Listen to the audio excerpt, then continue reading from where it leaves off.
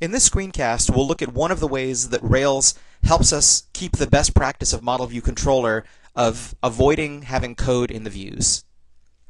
When we did our Haml explanation, we didn't talk much about link to, which appears twice in this Haml template.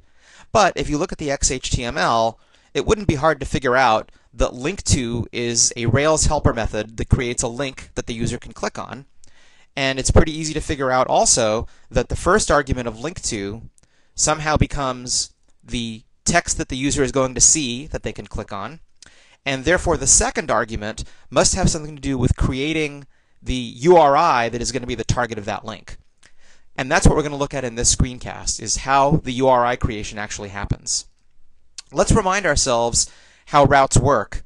We have the output of rake routes in this window over here, and calling our attention for the moment to the route for getting information about a specific movie, which is generated by the URI /movies/ the movie's unique ID.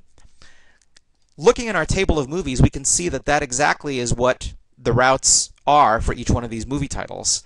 So where did they come from?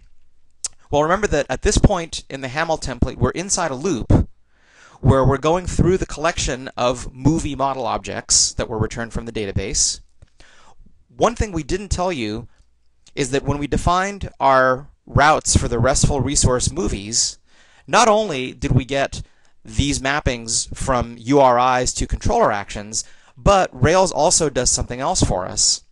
It creates dynamically a collection of methods that will return those URIs so that we can incorporate them into a view. So, to be more specific, in this case here, when we pass the link_to method an active record object of some type, link_to knows to communicate with the routing subsystem and generate the RESTful route for the show action on that object. As another example, here's link_to with a different second argument, new movie path.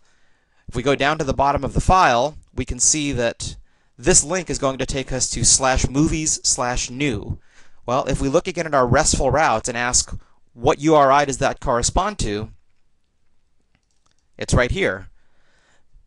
It'll take us to the new action in the movies controller.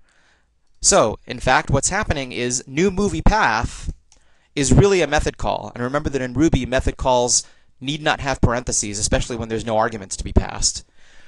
New movie path is a method that was created dynamically by Rails when we said resources movies. In other words, in addition to creating mappings from URIs to controller actions, the routing subsystem also creates a bunch of helper methods like new movie path that will return the URI corresponding to that RESTful route.